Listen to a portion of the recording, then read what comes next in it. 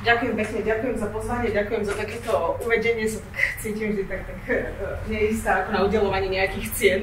Ale dnes bolo veľmi veľa povedané o rôznych aspektoch spravodlivosti a ja som dostala za úlohu popasovať sa s témou sociálnej spravodlivosti. To je obrovská komplexná téma, ktorej sa nedá venovať len pol hodina. A čiastočne každý z mojich predrečníkov sa tej otázky sociálnej spravodlivosti nejakým spôsobom dotkol. Či už pani Šmegnerová cez ekonomickú spravodlivosť, daňovú spravodlivosť, hospodárskú politiku, daňovú politiku a podobne. A všetky tieto politiky majú istý presah práve do sféry sociálnej politiky alebo sociálnych politik.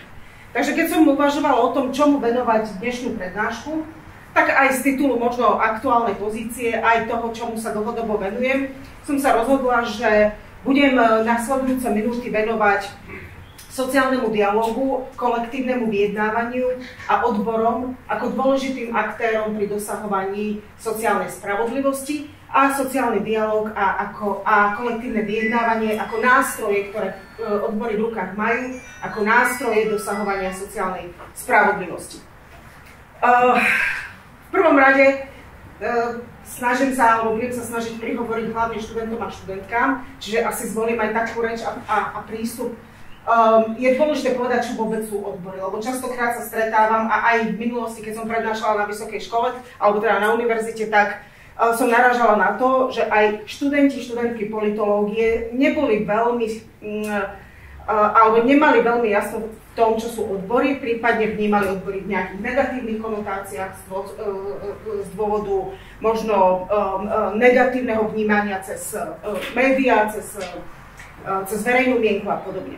Odbory sú združeniami pracujúcich, združeniami zamestnancov, ktorých cieľom je v prvom rade obhajovať pracovné práva, sociálne práva pracujúcich a vyjednávať lepšie podmienky pre pracujúcich, lepšie podmienky, ako im garantuje napríklad legislatíva v konkrétnom štáte alebo teda v konkrétnej krajine. Jedinečným nástrojom, ktoré odbory v rukách majú, čiže pracujúci cez odbory majú, je kolektívne vyjednávanie, sociálny dialóg a teda cez kolektívne vyjednávanie dosahovanie dohody so zamestnávateľmi na úrovni kolektívnych zmluv. Kolektívne zmluvy sú zmluvy medzi odbormi, jedine odbory môžu za pracujúcich zatvárať kolektívne zmluvy a príslušným zamestnávateľom, prípadne skupinou zamestnávateľov. Záleží od toho, o akých podmienkach, treba z legislatívnych podmienkach, alebo z titulu tradícií, alebo nejakého takého historického vývoja vyjednávaní hovoríme. Môže vyjednávať len samostatne odborová organizácia pôsobiaca u nejakého zamestnávateľa spolu oproti zamestnávateľovi, alebo skupina zamestnávateľov s odborovým zväzom, ktorý zastupuje zamestnancov konkrétneho odvetvia alebo profesie. Tradície, trebárs aj v rámci Európy, sú rôzne. Keby sme sa pozreli ďalej za hranice Európy, tak tam tiež vidíme viacero modelov kolektívneho vyjednávania, ktoré napríklad nie sú až tak prítomné v kontinentálnej Európe. Ale dotknem sa toho trošku neskôr. V týchto kolektívnych zmluvách si pracujúci, a teda ich odborové organizácie, so zamestnávateľom vyjednávajú lepšie podmienky práce, vyššiu mieru ohodnotenia mzdového rastu, ako im napríklad garantuje samotná legislatíva. V podmienkach Slovenskej republiky môžeme povedať ako zákonník práce. Uvediem príklad. V zákonníku práce máte zadefinovaný istý minimálny rozsah dovolenky, ktorý vám garantuje zákon a na ktorý máte nárok, ale v kolektívnej zmluve si za zamestnávateľom môžete vyrokovať a dohodnúť vyšší výmer tejto dovolenky, ako vám garantuje zákon. Čiže jedine kolektívna zmluva vám môže garantovať lepšie podmienky, ako vám dáva alebo určuje zákon, a dokonca je vo vašich rukách ako zamestnancov alebo pracujúcich tieto podmienky vyjednávať. Výhodou práve kolektívneho vyjednávania a kolektívnych zmluv je flexibilita, to, že reaguje kolektívna zmluva a vyjednávania na aktuálne podmienky v danom čase, čiže dokáže aktuálne reagovať na situáciu v konkrétnej firme u konkrétneho zamestnávateľa. dokáže reagovať na výborné ekonomické výsledky zamestnávateľa a tým pádom požiadavky zamestnancov alias odborov na mzdový rast reflektujú práve aj tieto ekonomické výsledky samotného zamestnávateľa. Dokáže reagovať na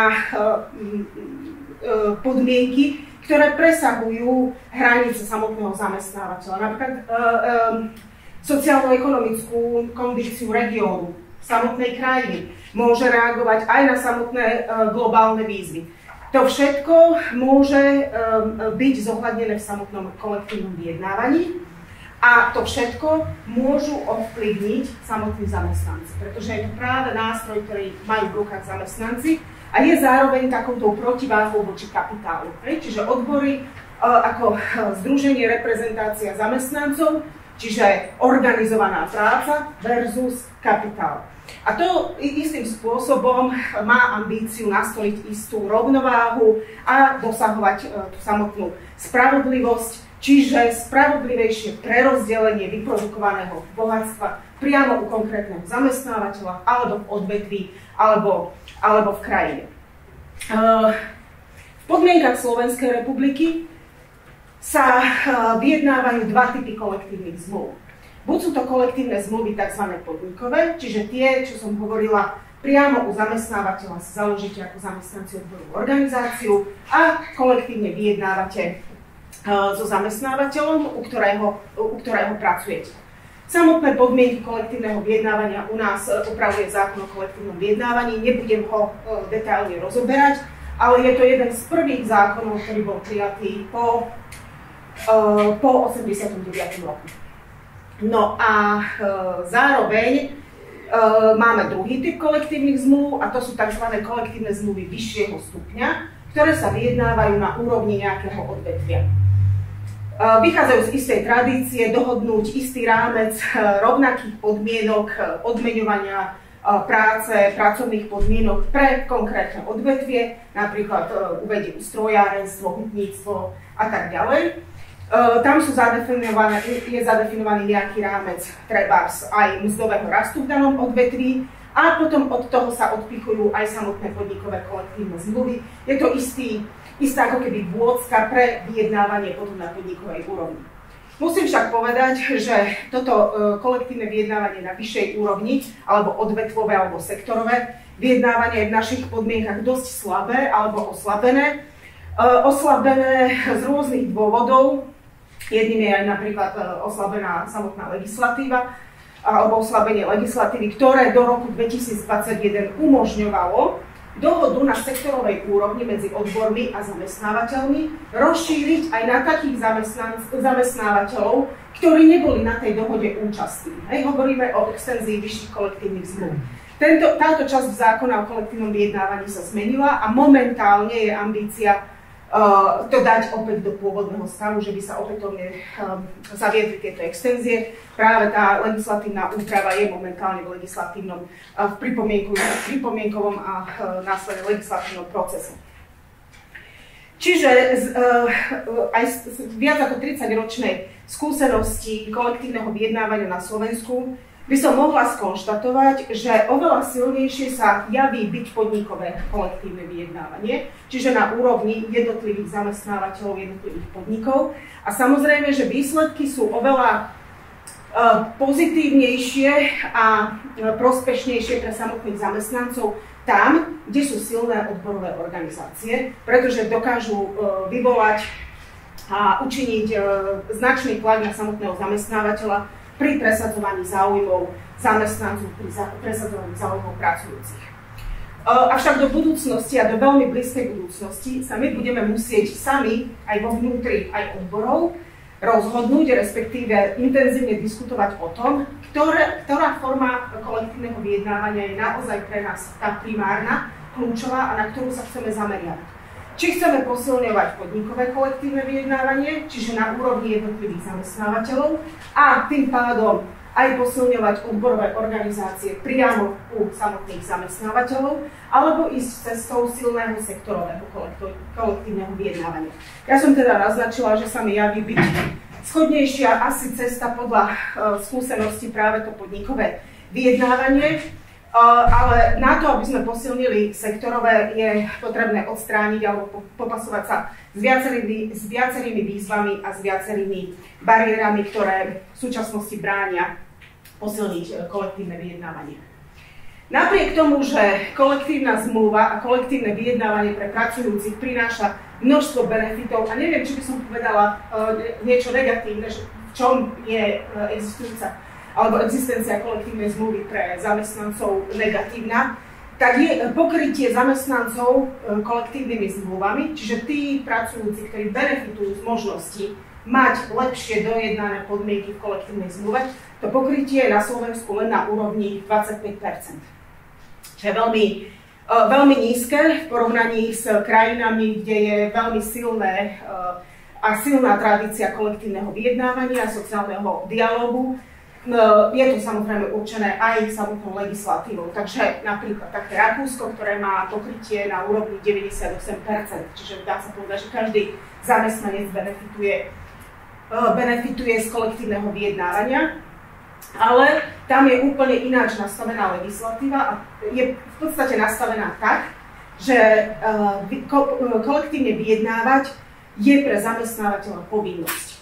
Zamestnávateľia sú povinne členmi hospodárskej komory a sú povinní vyjednávať sektorové kolektívne zmluvy, čiže keď na úrovni nejakého odvetvia, povedzme hotelierstvo, gastronómia, kde sú mimochodom najnižšie platy, alebo najnižšia aj minimálna, aj priemerná mzda, tak na tejto úrovni sú povinní s odbormi vyjednávať sektorovú kolektívnu zmluvu, v ktorej si dohodnú minimálnu mzdu pre daný sektor, príplatky treba za nočnú prácu, za víkendovú prácu a podobne, za nadčasové príplatky, ďalšie sociálne benefity typu dovolenka, nadčasová práca a podobne.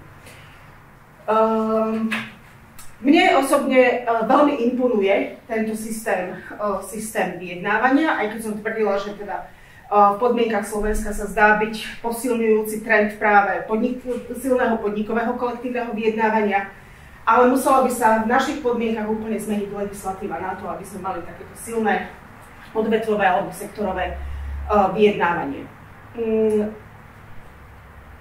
V súčasnosti prebieha transpozícia Európskej smernice o primeraných minimálnych mzdách. Pani Štegnerová ju spomenula vo svojej prednáške.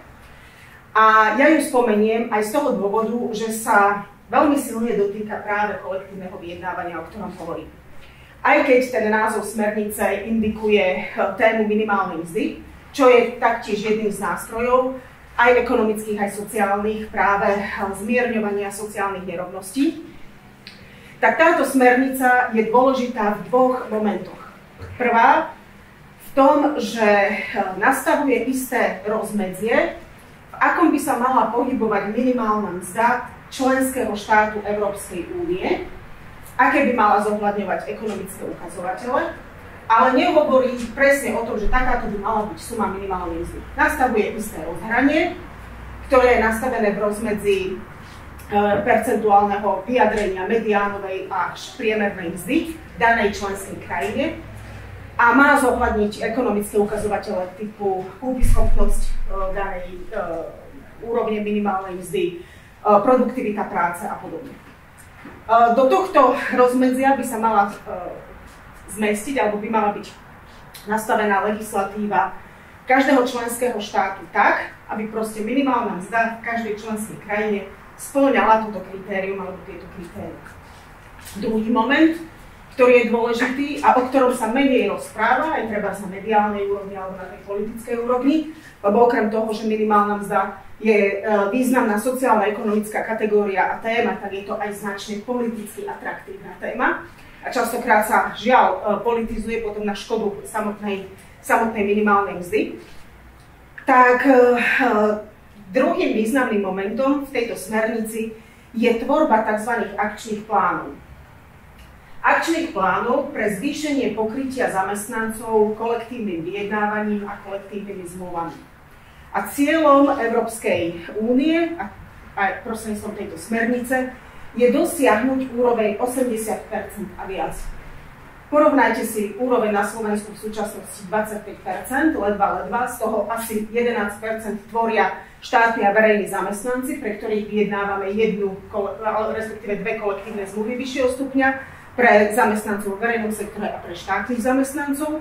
To nám pokrýva zhruba 300 000 zamestnancov, vrátane učiteľov a zamestnancov pôsobiacich v školstve, vo vede, vo výskume a tak ďalej. No, čiže z týchto 25% sa aj my budeme musieť v istom časovom horizonte dostať na 80%. No a toto je dôležitý moment, prostredníctvom ktorého aj Európska únia, a teda Európska komisia chce dosiahnuť naozaj to, aby pracujúci čo najviac využívali tento nástroj dosahovania sociálnej spravodlivosti, keď o nej hovoríme, a zmierňovania ekonomických aj sociálnych nerovností. Aby prostredníctvom kolektívneho vyjednávania naozaj participovali na prerozdeľovaní toho vyprodukovaného bohatstva priamo u zamestnávateľa alebo priamo v tom samotnom odvetví. Je to dôležitý nástroj, ktorý je ale značne podceňovaný už aj samotnými zamestnancami, že jednoducho po ňom nesiahajú.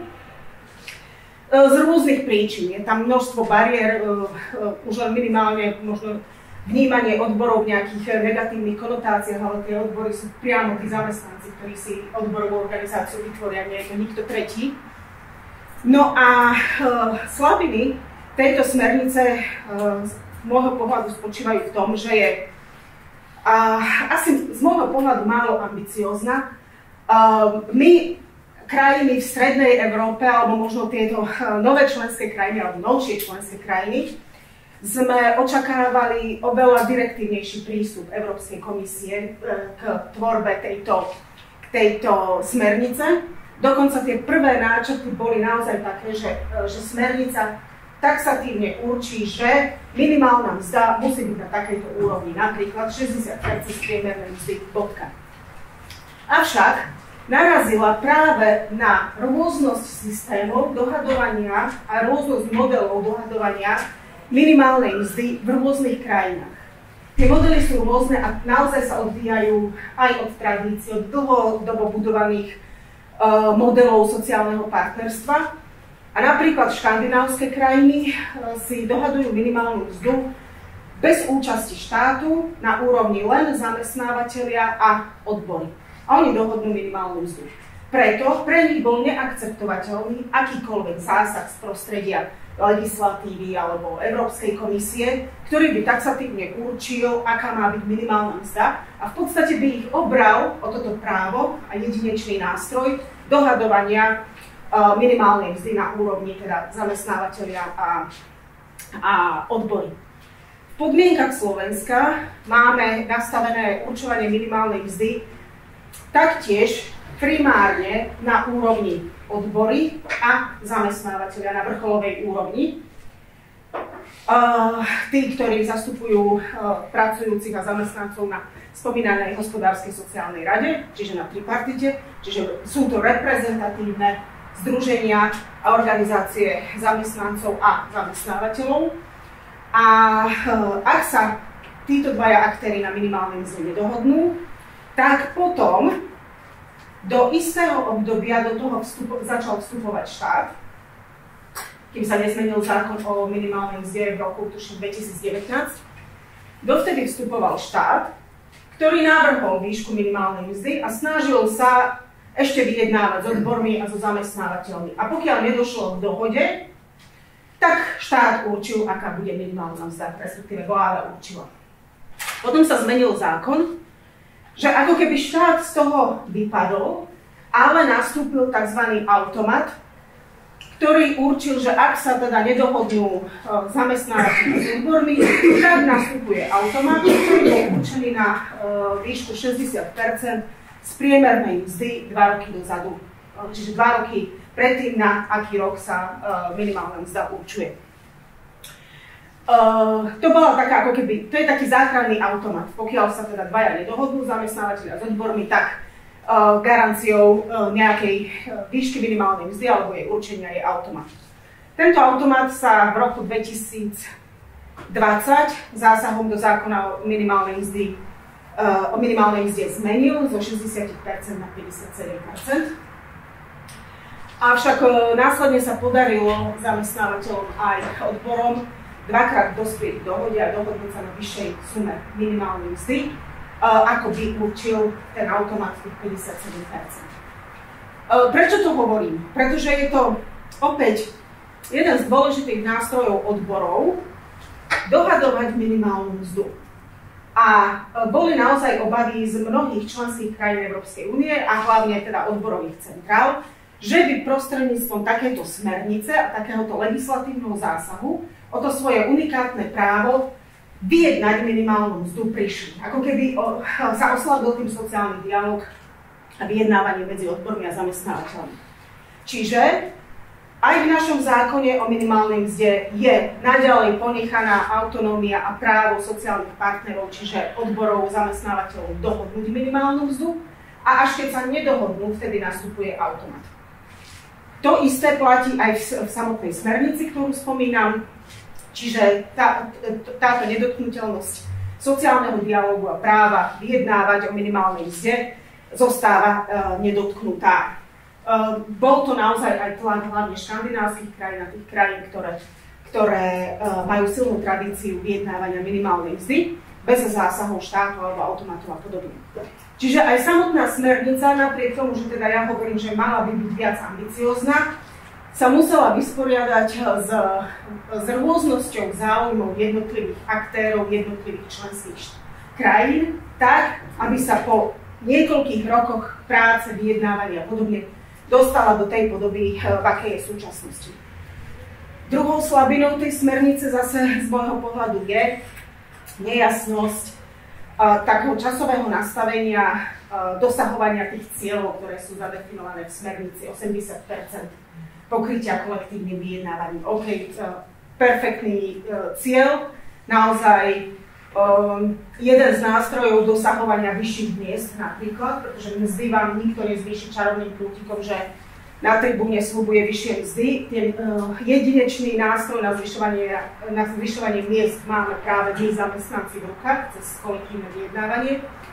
Takže tá ambícia je naozaj veľmi silná, veľmi dobrá, pozitívna, ale nie je nastavený nejaký taký mechanizmus, že teda dokedy by sa mal tento míľnik dosiahnuť a ak sa nedosiahne, že čo potom, aký postih bude pre vás zo strany Európskej komisie smerom k členským krajinám alebo k členskému štátu. Nakoniec však bude existovať nejaká komisia, ktorá bude fungovať na tripartitnom princípe a teda so zástupcov štátu, odborov, zamestnávateľov, prípadne ešte aj akademickej obce, ktorí budú každý rok vyhodnocovať úroveň minimálnej mzdy a či naozaj zohľadňuje tie ekonomické ukazovatele a tie nastavenia, ktoré sú v smernici.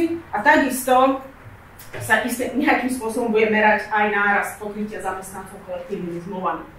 No a teraz už len posledná taká praktická informácia, alebo teda ako prebieha samotný transpozičný proces. Tak smernica musí byť transponovaná do novembra tohto roka. Už prebehlo medzirezortné pripomienkové konanie k zákonu o minimálnej mzde. Otvoril sa tým zákon o kolektívnom vyjednávaní.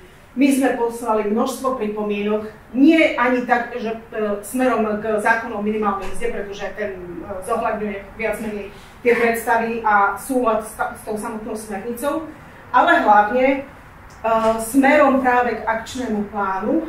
Identifikovali sme hlavne množstvo legislatívnych bariér, ktoré treba zbránia alebo sťažujú pôsobenie odborových organizácií alebo samotné kolektívne vyjednávanie a ich odstránením alebo skvalitnením predpokladáme jednoduchšie kolektívne vyjednávanie.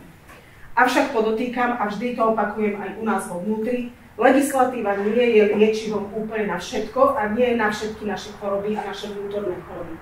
Čiže istú úroveň legislatívy nastavenú máme, s ambíciou ju ešte skvalitniť alebo sprecizovať, prispôsobiť zákon o kolektívnom vyjednávaní naozaj podmienkam 21. storočia, pretože ten zákon je z roku 1990. a aby aj dokázal reagovať na potrebu reakcií a reflexí kolektívneho vyjednávania a kolektívnych zmluv na aktuálne potreby, aktuálne výzvy. Môže sa zdať potom, že to vyjednávanie aj samotný obsah je ťažkopádnejšie a nereaguje práve na tie potreby 21. storočia, na digitálnu éru a ešte stále reaguje na industriálnu éru, z ktorej vlastne aj pochádza ten samotný zákon. No, takže legislatíva nie je naozaj liečivom úplne na všetko a predpokladom kolektívneho vyjednávania, kvalitného kolektívneho vyjednávania sú silné odbory a silné odborové organizácie u samotného zamestnávateľa a aj na úrovni jednotlivých odvetví. Pretože len cez potom silnú organizovanú silu pracujúcich dokážete byť silnou protiváhou voči zamestnávateľovi, voči kapitálu a naozaj vyjednať lepšie podmienky a zmierňovať nerovnosti a vybojovať sociálnu spravodlivosť. Takže toto boli také kľúčové momenty zo samotnej smernice o primeraných minimálnych mzdách. Sú tam ďalšie európske opatrenia a legislatívy, ktoré nás čakajú v tejto dobe už transponovať alebo sa pripraviť na transpozíciu a ktoré sa dotýkajú a budú dotýkať priamo pracujúcich. Ďalšou je smernica ona je veľmi, má dlhý komplikovaný názov, ale ide v podstate o rovnakú odmenu za rovnakú prácu alebo prácu rovnakej hodnoty, čiže rovnaké odmeňovanie hlavne zamerané na stieranie mzdových rodových rozdielov, čiže rozdiel v odmeňovaní mužov a žien. Túto smernicu musíme transponovať do roku 2026, do júna tuším. No a obsahuje nejaké nástroje predchádzania, ale aj zároveň sankcionovania zamestnávateľov, u ktorých sa zistí vysoký rodový rozdiel v odmeňovaní nad 5%. Čiže tam potom sú nastavené nejaké opatrenia, aké bude musieť samotný zamestnávateľ prijať a vysvetľovať, prečo k takému veľkému rozdielu dochádza. Na úrovni Slovenska je rodový mzdový rozdiel vo výške zhruba 18%. On sa tak pohybuje medzi 16 až 20%. Počas pandémie bol trochu nižší, ale nie preto, že ako by sme zrazu mali ako to ohodnocovanie kvalitnejšie, lepšie a rozdiely nižšie, ale z dôvodov napríklad, že zanikli mnohé pracovné pozície, ktoré boli nízko ohodnotené a ktoré boli vykonávané najmä ženami práve počas pandémie. Po pandémii nám čísla ukazujú, že opäť sa ten rodový rozdiel vracia ako keby do pôvodných čísel na úroveň zhruba tých 18%. Takisto v okolitých krajinách v Českej republike je asi na úrovni 16%, priemer Európskej únie tuším je 13%, takže nevyzerá to rúžovo v žiadnej z európskych krajín. No a treťou legislatívou, ktorá bude dôležitá pre pracujúcich a reaguje na aktuálne výzvy doby, a bolo to tu spomínané aj v prednáške pána docenta, napríklad umelá inteligencia a platformové zamestnávanie. Európska únia bude prvým spoločenstvom vôbec na svete, ktoré bude mať regulované platformové zamestnávanie alebo prácu cez platformy a ktorá bude mať regulovanú umelú inteligenciu alebo teda vôbec vplyv umelej inteligencie aj treba napríklad na samotný svet práce. Platformová práca ovplyvní najmä teda pracujúcich, ktorí takýmto spôsobom pracujú. Možno vy ako študentky si tak privyrábate cez rôzne kurierské spoločnosti, Bolt, Foodora a podobne. Tak táto práca bude značným spôsobom regulovaná, respektíve pokiaľ takto pracujúci človek bude spĺňať niekoľko kritérií, ktoré môžeme definovať teraz ako závislú prácu, tak sa bude posudzovať ako štandardný zamestnanec a budú sa musieť na ňom vzťahovať všetky sociálne, mzdové a ďalšie benefity, aké majú samotní zamestnanci, týkajúce sa aj bezpečnosti, ochrany zdravia pri práci, sociálneho poistenia, zabezpečenia, odmeňovania a podobne. Značne ovplyvňuje táto smernica aj tzv. Alebo rieši tzv. Algoritmické riadenie. Čiže pri tejto práci vám prácu zadeľuje algoritmus. Nie je to žiaden človek, manažér, s ktorým sa stretnete a povie vám, pôjdeš tam alebo tam, ale jednoducho algoritmus vám zadelí prácu a takisto vám zadelí aj odmenu, a takisto vás asi môže aj vyhodiť z tej práce.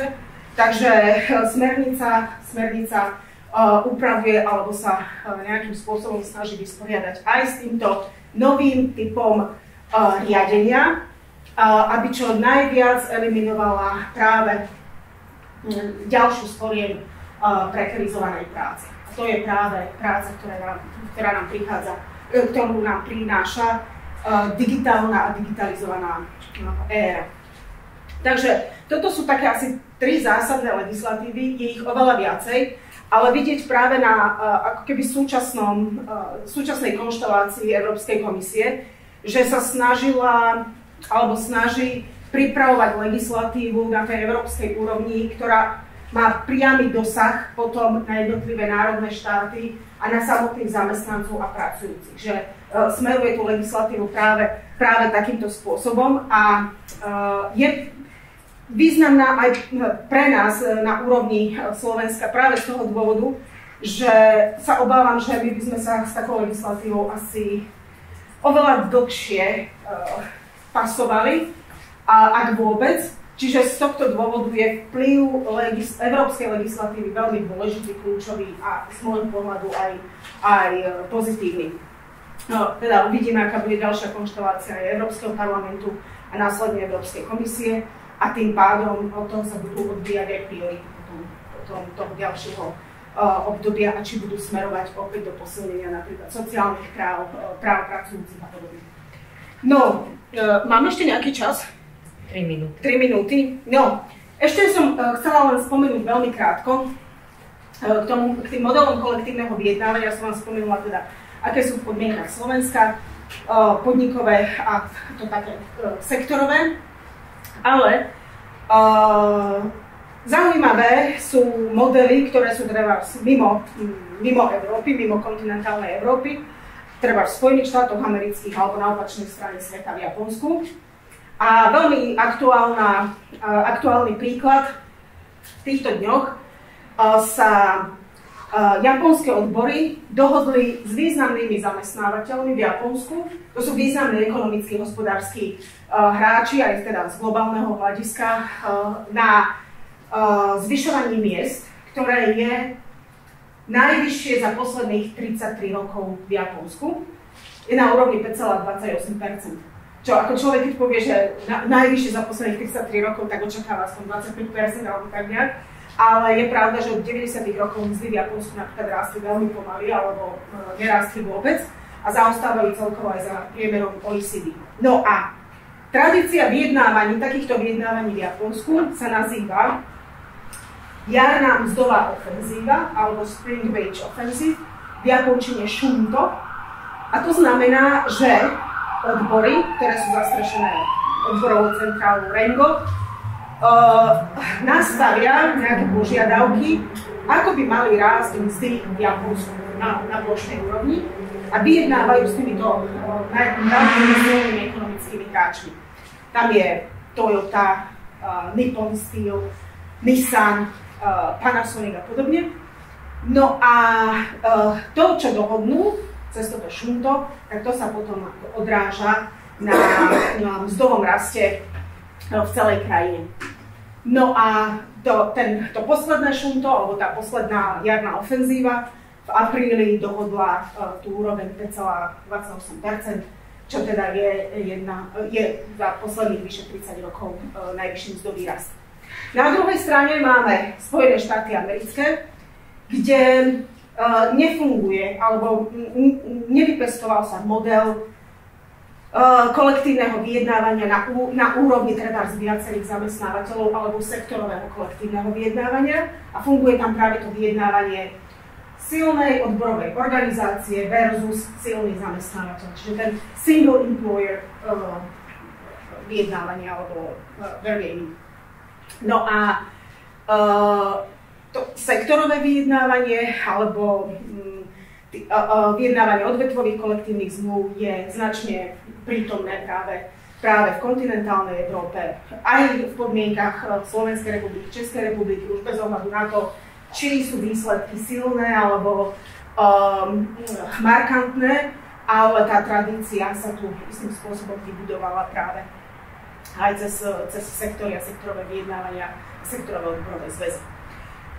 Čo považujem za slabiny alebo aktuálne bariéry v kolektívnom vyjednávaní?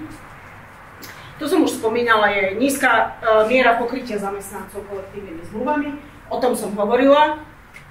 Oslabovanie odvetvového kolektívneho vyjednávania alebo sektorového, to som tiež hovorila, a my sami vo vnútri sa budeme musieť popasovať a vysporiadať s tým, že kam smerovať intenzitu a silu. Pri odvetvovom častokrát chýba partner na strane zamestnávateľov, čiže odbory nemajú s kým vyjednávať na úrovni toho sektora, čiže to tiež oslabuje samotné sektorové vyjednávanie. Obsah kolektívnych zmluv a ich schopnosť adaptovať sa na nové podmienky. Kolektívne zmluvy sú tak unikátny nástroj, ktorý v podstate môže do seba obsiahnuť čokoľvek. A častokrát je to možno aj samotnou možno chybou samotných zamestnancov, ktorí majú vplyv na to, čo budú požadovať a aký bude obsah kolektívnej zmluvy. A primárne sa kolektívne vyjednávanie prirodzene sústredí na rast miest a platov. To je priorita asi číslo 1 alebo číslo 2 a potom pracovné podmienky. Málo treba si zohľadňujeme potrebu vzdelávania, ktorá sa môže tiež dohodnúť v kolektívnom vyjednávaní so zamestnávateľom. Treba sociálne benefity rozšírené na členov rodiny, typu budovanie, zariadení pre deti, zamestnancov, zamestnanky. Environmentálne otázky sa môžu takisto odzrkadliť v samotnom kolektívnom vyjednávaní.